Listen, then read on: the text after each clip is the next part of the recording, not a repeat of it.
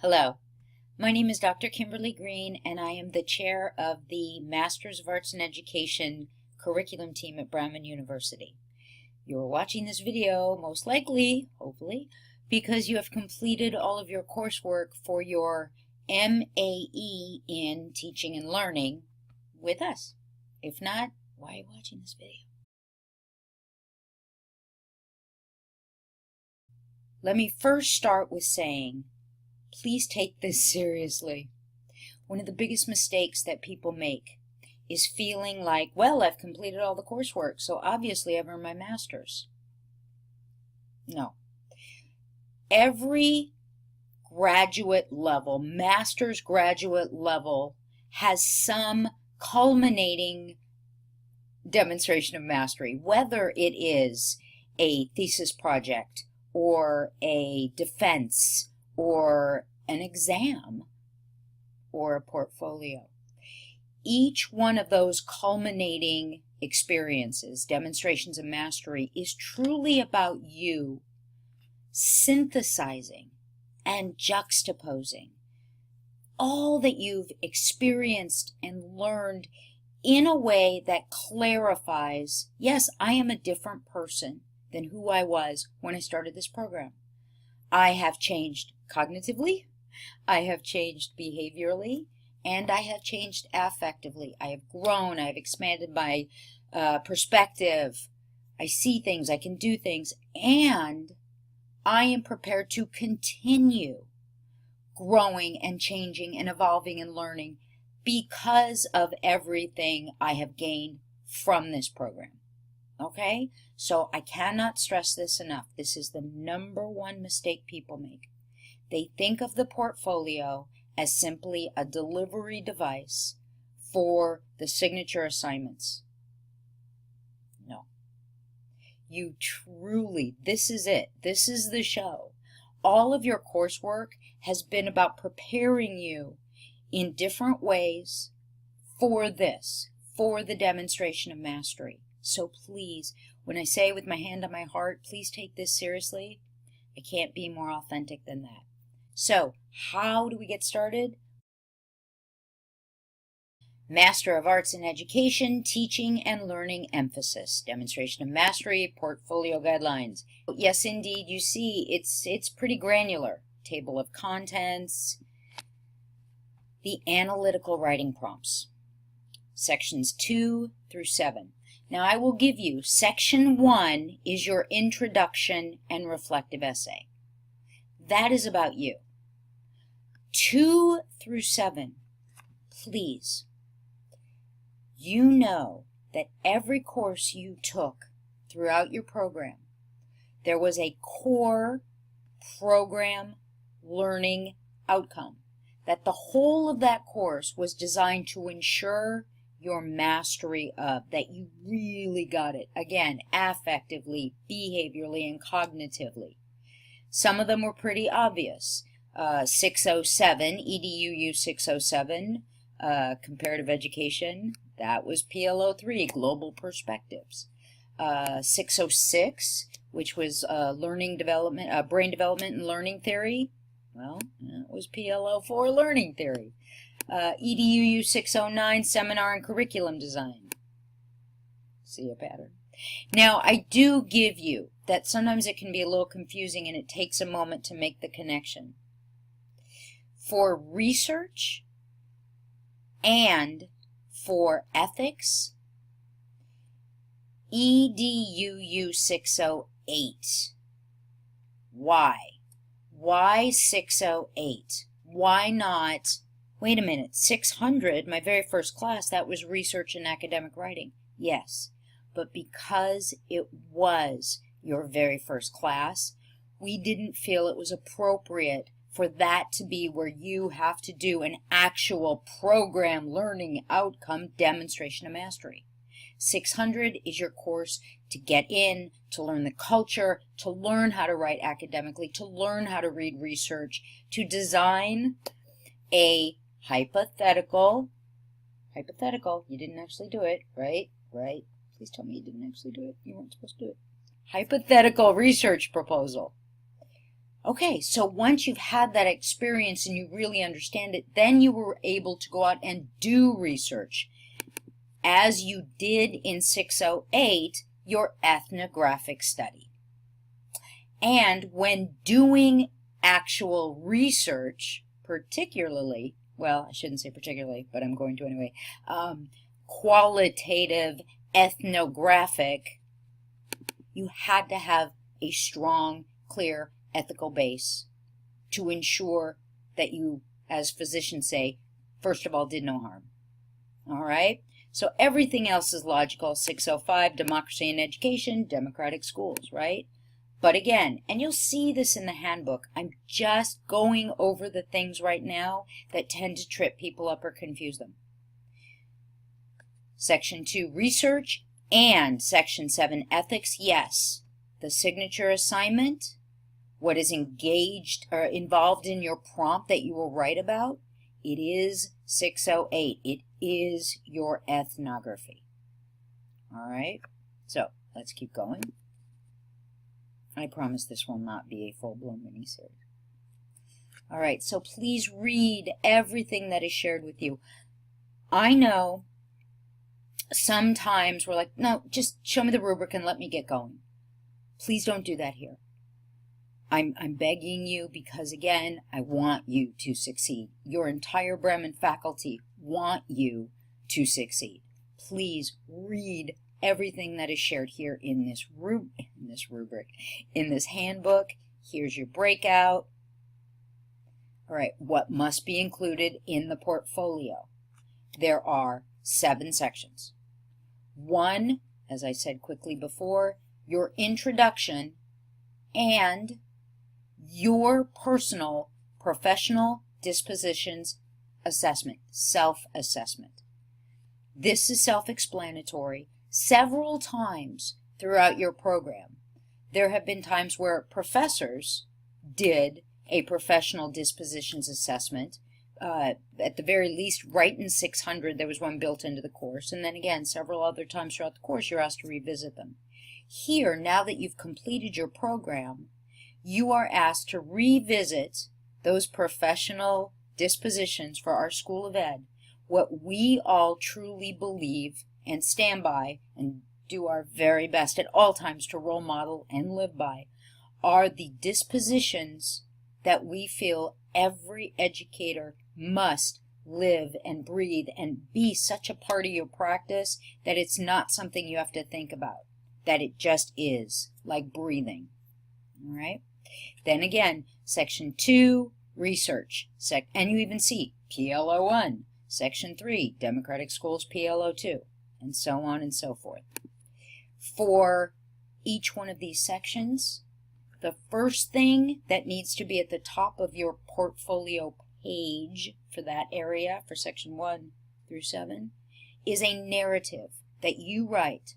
And yes, there are parameters, there are guidelines, and it's all, again, broken out in the handbook, and there are prompts on the template that you will use, the template that is already made for you.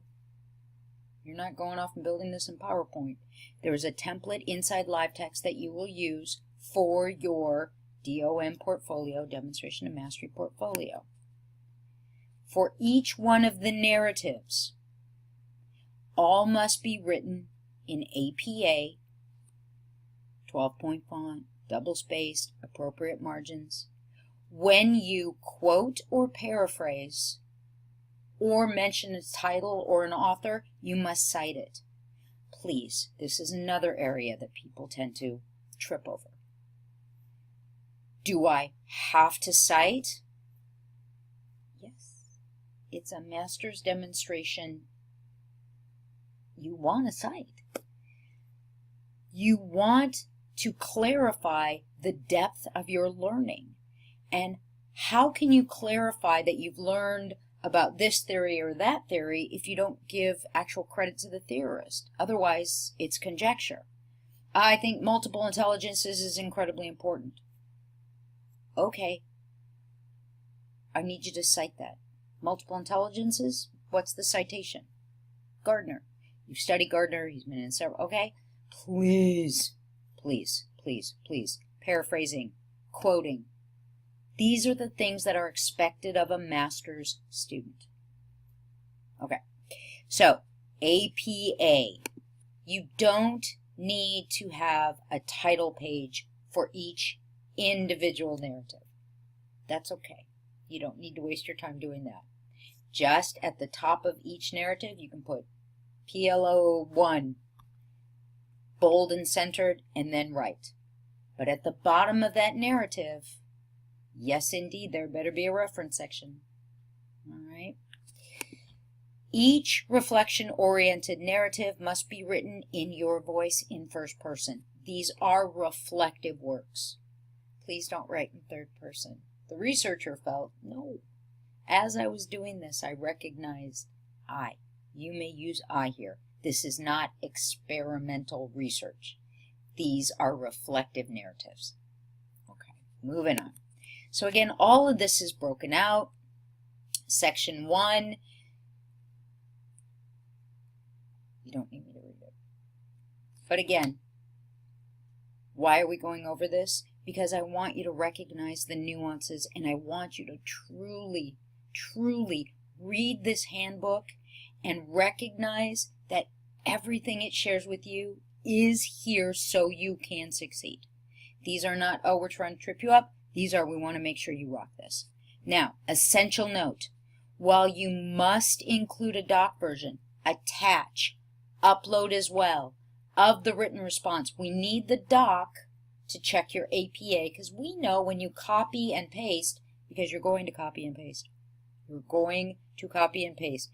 Do your narrative on a Word doc, on a Google Doc.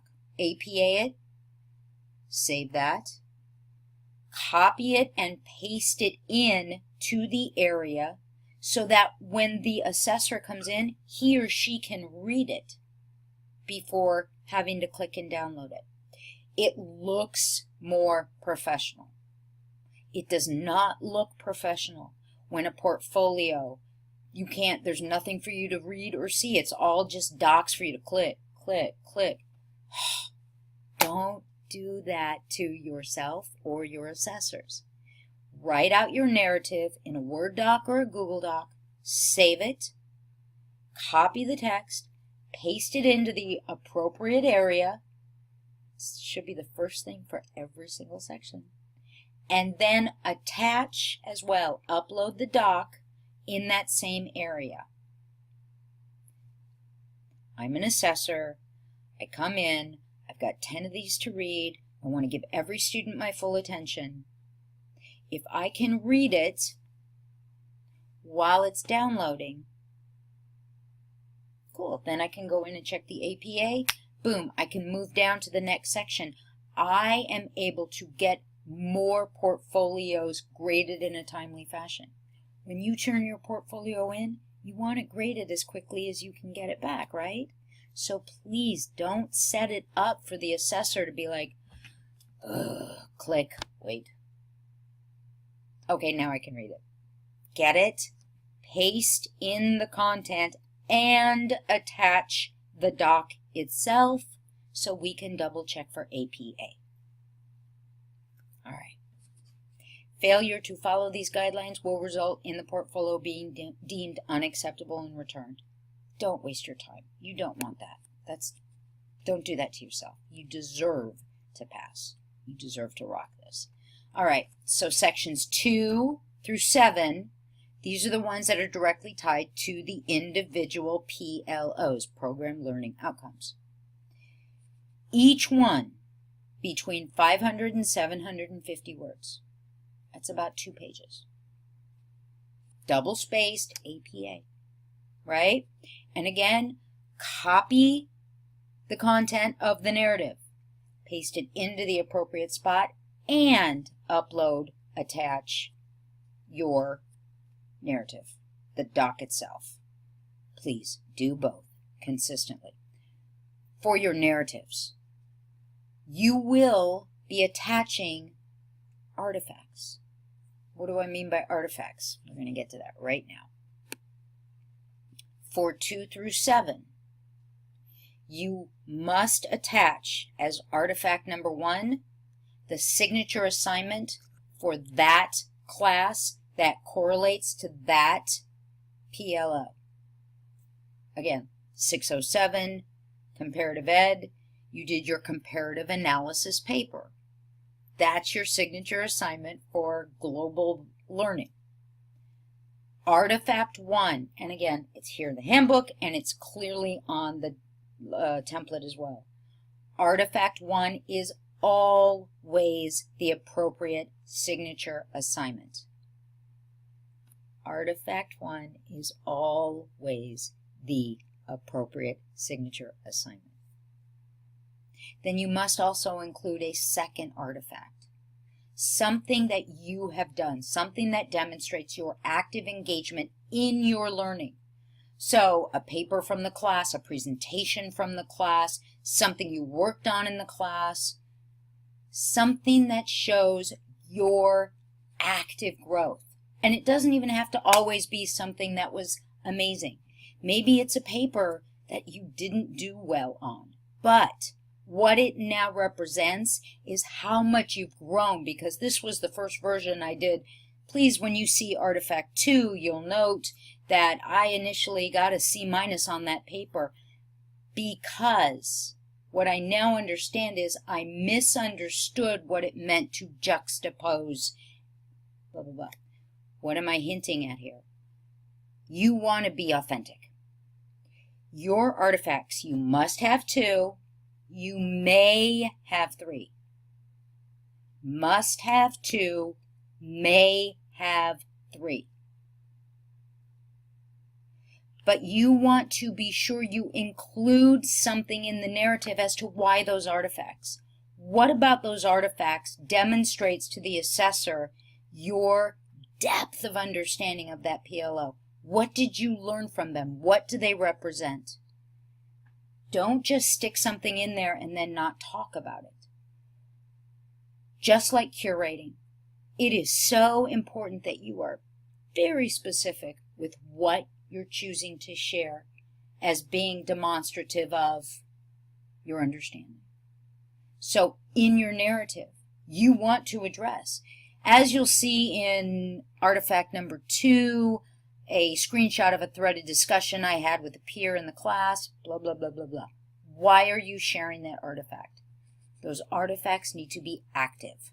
Don't just give me a screen grab of the book from the class. That doesn't show me anything about your growth. Now, for artifact 3, you have more leeway.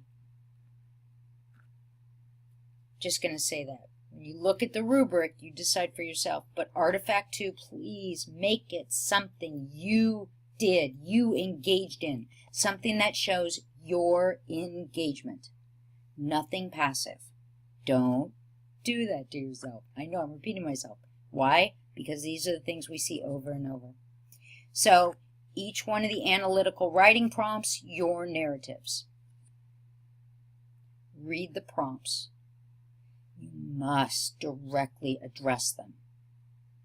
Just like as your courses got more complex and the prompts went from being thin and you could pretty much jump in and answer the question directly and then have a conversation, to 609 where those prompts were really complex and there was so much going on at the same time, it really forced you to think before you could engage. It wasn't about answering the question. It was about truly jumping in to a rich and delicious conversation that's multifaceted and 360-degree perspective, using all that you had learned to get the conversation going in a meaningful way. That's what these prompts are like. Read them all very carefully. You must address them in a meaningful, deep, and specific fashion. This is your defense.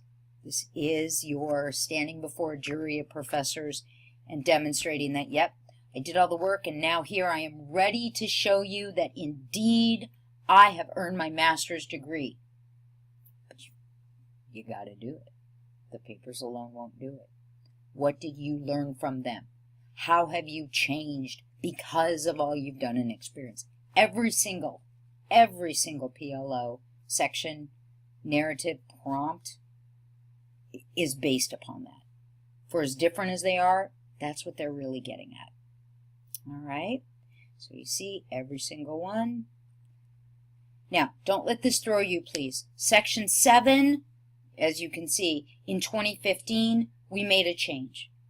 We took a paper out of EDU 609, and we recognized that, as I mentioned earlier, in 608, when you're doing your ethnography, you're doing both research and you're dealing with ethical issues. So that's why you use the same signature assignment twice. Moving on. So 99% of you will be using prompt B. Just be prepared for that. And then we get into the nuts and bolts here about how do you submit, like I said, live text. Please, here, the professional dispositions. This form is actually in Google Doc form for you. If you're watching this video, you have access to it. And here's how to get your template out of live text. Again, just follow the steps. Hang on, hang on, hang on. We're getting to... Yes, there's a fee. Sorry, I'm faculty. I don't... It's all there. Promise. Da-da-da-da. The portfolio.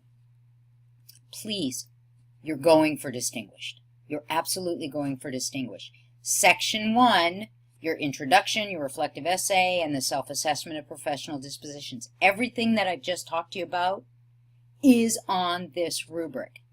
What is expected in each section? And I know when you initially look at it, you're like, I have to do all of that.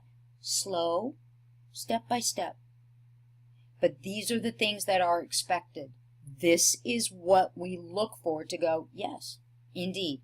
You've not only done the work, but you have done the internal learning. Social constructivist, behavioralist, cognitive, I don't care however you approach it. You have indeed demonstrated to us that you belong over in this group with people who have earned their masters. Just doing the work doesn't do it. You have to complete the demonstration of mastery in a meaningful fashion. So these are the things that are looked for in the different sections. Slow, step by step. You can do this, but you've got to go slow. Anybody who rushes this, that's where we get into problems. All right. Section 2, research.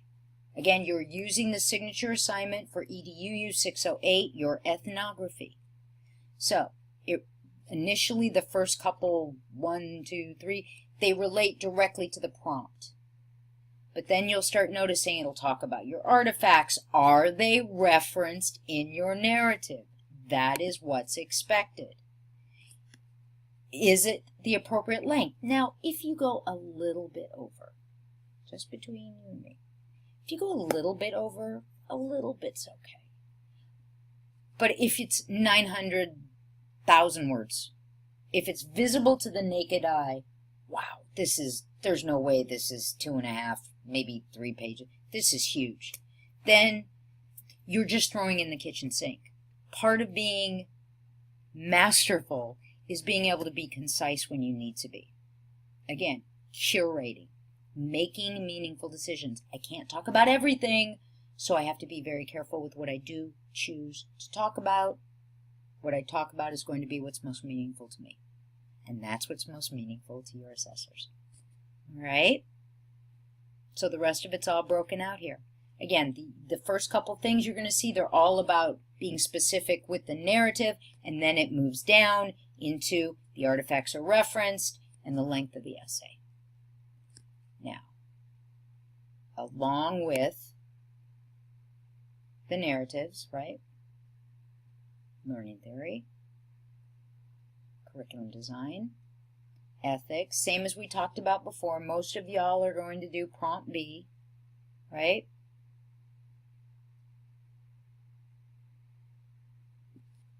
Artifacts.